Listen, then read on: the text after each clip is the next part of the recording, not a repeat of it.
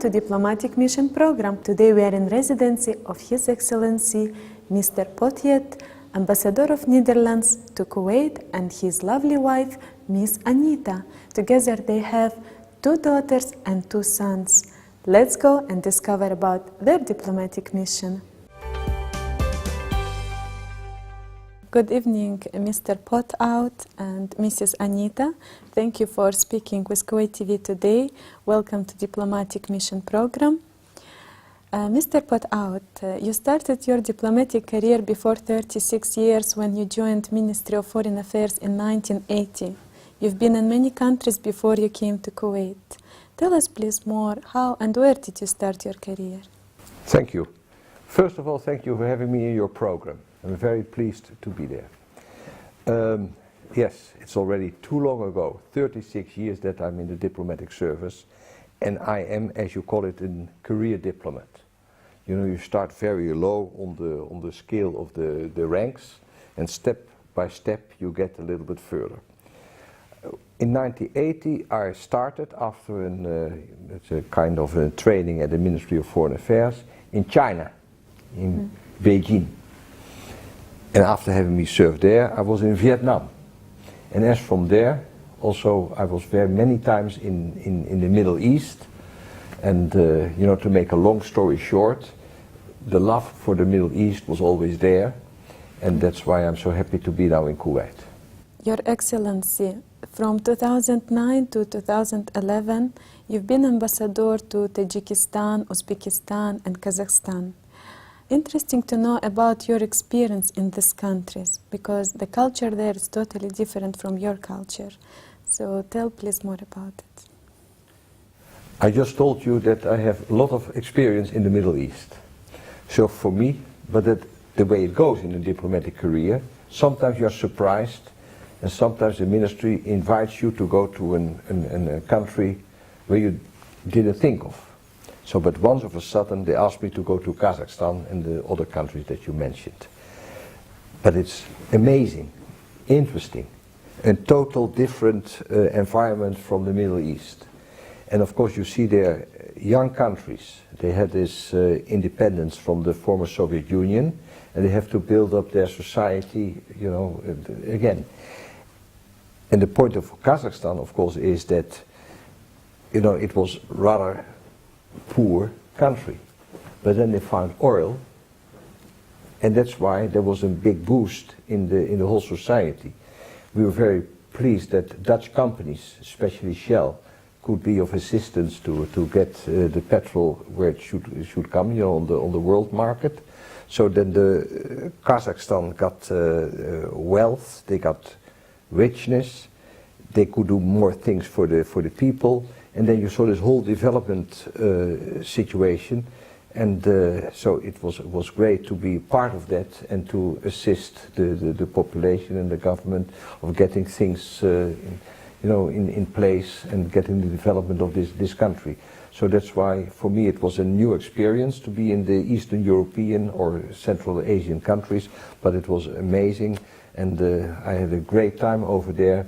And with great admiration, because they went through such a hard time in the, you know, even before the Second World War, and then of course they had the communism over there, and then of course after the fall of communism they had the opportunity to develop their own country, and it was great to assist.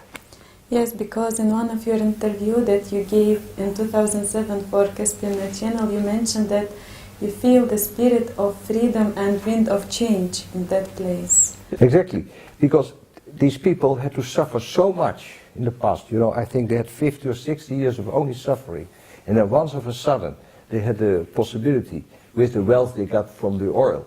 I have to say that, and it's also interesting for your Kuwaiti public that looks at this, that the oil really gives a boost to this whole society and the whole economy. And you saw all kinds of things happening and building a new capital, Astana. So that was amazing, and it was great to play a part in that. Mr. Poutyt, since 2015, you was appointed as ambassador to Kuwait and Bahrain. Was it your own choice? Yes and no. I told you I'm a career diplomat. You're completely dependent on what the minister wants to do with you. And I must say that if they give me the offer, they offer me to go to Kuwait, you know, with my background in the Middle East, because I didn't mention it, but I was in Syria, I was in Jordan, I was in Palestine, I even served in Iran. So it was logic to send me to Kuwait.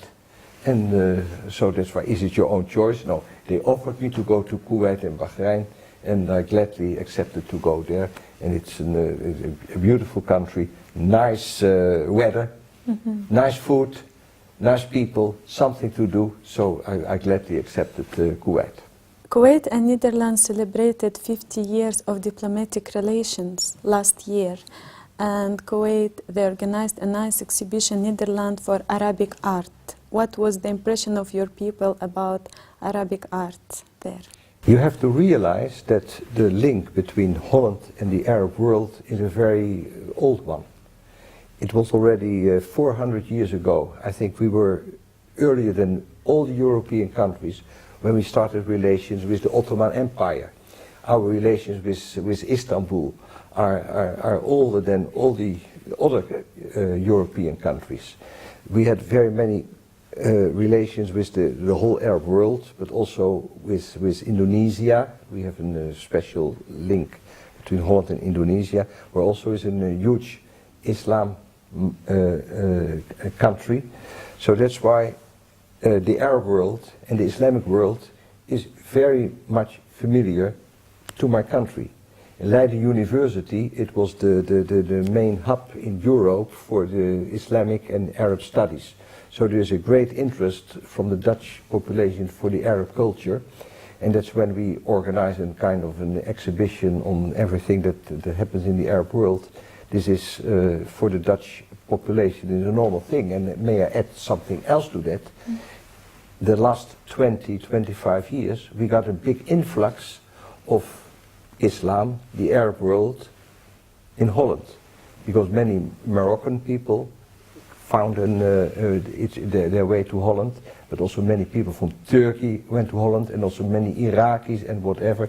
So Holland is a pluriform mixed society in which also the Muslim and the Arab culture plays an important role.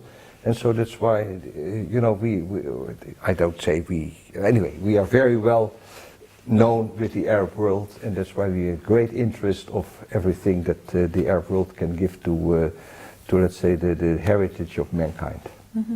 Is it true that nowadays they are saying every third citizen in Holland is Muslim?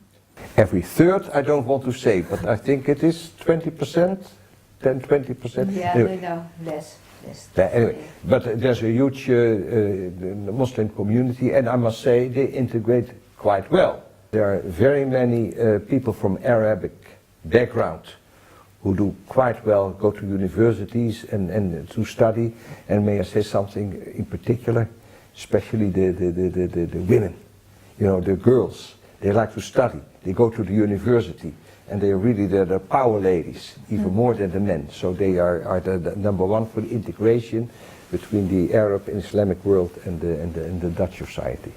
And what can you say, Your Excellency, about the relationship between Kuwait and Netherlands in terms of trade and economy? As we know, they have a very strong relation between our two friendly countries, especially for the trade. Yes.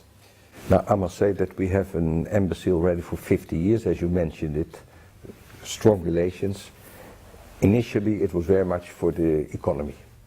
You know, you had oil, and Rotterdam is the biggest oil port of Europe, so that's why we immediately found each other and we had a great trade. But economy is important, but there is more than that, because in the slipstream of economy you also have the relations between the populations, the people of the countries, and it works very well. And may I say also, nowadays we have so many political issues between Kuwait and its place in let's say the whole Arab world, in the Gulf, but also in the conflict now what we have with Syria, with Iraq and whatever. So you will see that the political position of Kuwait as a very moderate, force, always looking for negotiations, for peace and for balance in the region, it is of great importance. There was a special envoy from the Netherlands, from the Minister of Foreign Affairs, and I accompanied him, and we had talks at the Ministry of Foreign Affairs just to know the Kuwait position on all these developments in the region. So yes, economy and trade is very important, and we are the biggest economic partner of Kuwait in Europe. It's special, huh? More than France, Germany and Britain. Yes. Holland is number one, but not only economy, it's also the political point of view, so we try to be as close as possible to hear the view of Kuwait, and we have a great praise for your Emir, his wisdom, his humanitarian attitude to all the conflicts that are there, so that's why I must say the bilateral relations are excellent. Interesting to know about import and export between Kuwait and Netherlands. Are there some products exported from Kuwait to Netherlands and from Netherlands to Kuwait?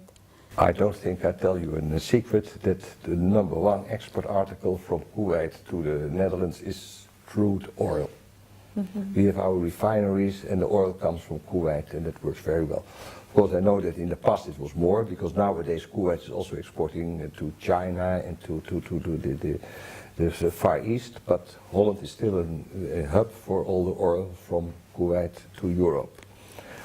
But for us more interesting is that when you go here to a supermarket, you see everywhere the Dutch products, and then especially the fresh products, the vegetables, the fruit, the cheese, meat is all there.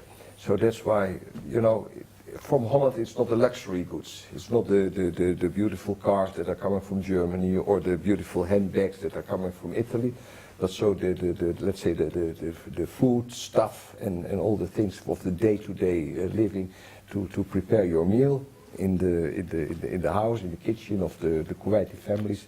That's from Holland, and we are proud of that. Thank you very much, Your Excellency. Stay tuned on. After the break, we'll talk about tourism in Netherlands. Welcome back to Diplomatic Mission Program. Today we are in residency of His Excellency Mr. Poutyt and Mrs. Anita. Your Excellency and Mrs. Anita, let's talk now a little bit about your beautiful country. I know that in 2014 around 14 million of tourists visited Netherlands. What can you say about the most popular tourist destinations and attractions? We are very pleased with so many Kuwaiti visitors in my country.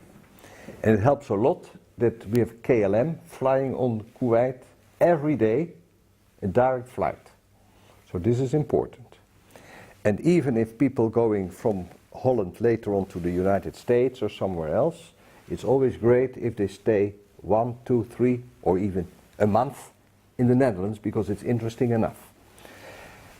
My problem with Kuwait is that all the Kuwaitis that I know, they know Amsterdam. They've seen Amsterdam. And Amsterdam is the number one attraction, and please come and see Amsterdam. But, you know, the country is not very big, but there's so much more to see than only Amsterdam. So we are living in The Hague. That's where we have our house. And The Hague is at the sea. The beach, it is Scheveningen. And it's great to combine all the nice things of a city together with the beach. And it's something that I really recommend to all the Kuwaitis. So Kuwaitis, that's the thing that I think they have to develop. It's not only going to Amsterdam, but also going to other parts of Holland. And that's, I mentioned you The Hague, but Rotterdam. But there's another thing that I see more and more. That the Kuwaitis, because they like to travel with family, especially in the summer. And then in Holland we have beautiful holiday resorts with all kinds of chalets, small bungalows, and you can hire 1, 2 or 3, and then with the whole family you can stay there, and there's always a beautiful swimming pool and all kinds of leisure activities, but then you rent a car and you can travel easily through the whole country. So this type of holidays, especially in the summer, is ideal.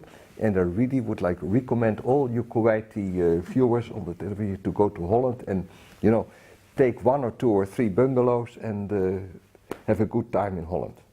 Thank you. Mrs. Anita, what would you recommend for tourists who would like to visit Netherlands in wintertime? Well, wintertime is especially nice when you visit Holland in December, the month before Christmas, because everything is very nicely decorated. When you go downtown, there are all kinds of Christmas markets. Sometimes you find ice skating rinks. So it's a month to enjoy because it's our party month. I'm sure you have a lot of festivals during the year because Netherlands is a colorful country of flowers. So which months of the year do you have the biggest number of festivals that I can visit and see it all at once? Now, in Holland we have, for instance, pop festivals, all kind of music. Basically, it's May, June. That's the period of all kinds of festivals. And it's also, let's say, we have North Sea jazz, all kinds of different things. So the season for that is what I told you, May or June. But don't be only in May or June. In April already starts the Keukenhof. That's our huge flower display exhibition. It's number 1 in the world. It's from beginning of April till the end of May, and it's very close to Schiphol Airport, and it's very popular, because flower is the one of the number 1 export products of the Netherlands. So it is not only, let's say, the festivals of May or June on music or cultural things. No, it's really worthwhile to go there, especially in the spring period. But also don't forget our musea. We have so many beautiful things, and that also in winter you can go there because it's very well organized. And even our amusement parks, they're all there so much organized so that you also can go there in winter. All seasons you have a beautiful time in Holland, but coming back to your country, your question, yes, May and June is the festival period of. Does your embassy organize some of the events during the year, and what is your plan for 2016? Oh, yes, we are organizing many activities. Last week, I think 2 weeks ago, we had the first Kuwaiti trade fair. And of course we were in Holland there with a stand. One of the activities. I think in 2 weeks' time we have the Medica. There's also a big trade fair with medical, medical equipment, medical possibilities. So we are also present over there. So for an embassy, there's a lot of work to organize all these kind of things. And then we have, at the end of April, we have the King's Day. We're also celebrating this very well. And we try to organize in the end of the year, October, November, a kind of a Dutch week that we go to in one of your big, the supermarkets, or to have let's say, with the Dutch cooking, with flowers and whatever. So we really try to have all kinds of activities. Yes, as a food festival and in food festival style. Ms. Anita, I know that you're preparing with Mr. Poutyt an interesting event on 27th of April. Interesting to know about this event. Well, 27th of April, we celebrate our National Day. It's called King's Day since a few years, since our new king followed his mother on the throne. So we're going, in Holland it's a very big thing. Everybody is dressed in orange and there are many parties in the streets. People are happy and children are on the streets playing games. So it's a very big thing in the Netherlands, and we hope to have a kind of smaller party here in Kuwait as well. What do you have special about the orange color? Why do they dress in orange? Well, this is a long history.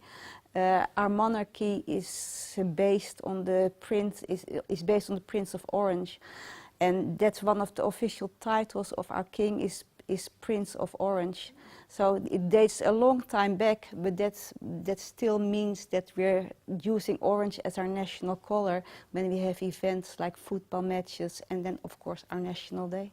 And how many of your citizens nowadays living in Kuwait, what is their main work fields? Of course, we have many companies active in Kuwait, and it's always difficult to get the real number, because at the embassy we don't follow a registration of exactly the numbers. But so we estimate it's around 300 Dutchmen living here, and of course they are very much in consultancy functions in order to help the Kuwaitis to get the country further developing. Shell company has quite a number of consultants here, and they are not only alone, but they are with their partners and sometimes with their family. We also have a company that helps with the, let's say, land reclamation, dredging activities, because you're starting a new refinery in the Al Zour, and a Dutch company is doing the land reclamation in order to get a good basis for this refinery. That also gives quite a number of Dutch people helping you. And then different activities, companies, they have a financial director, banks have financial advisors, but also, for instance, flower people.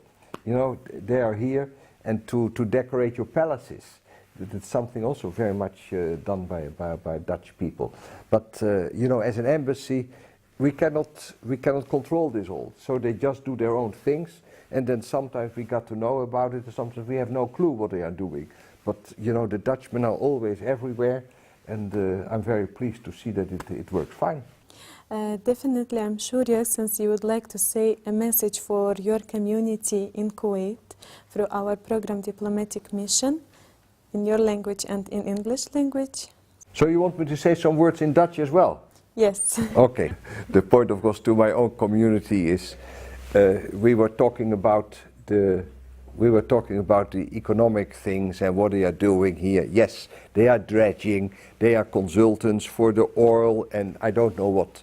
But my message for them is forget about your profession.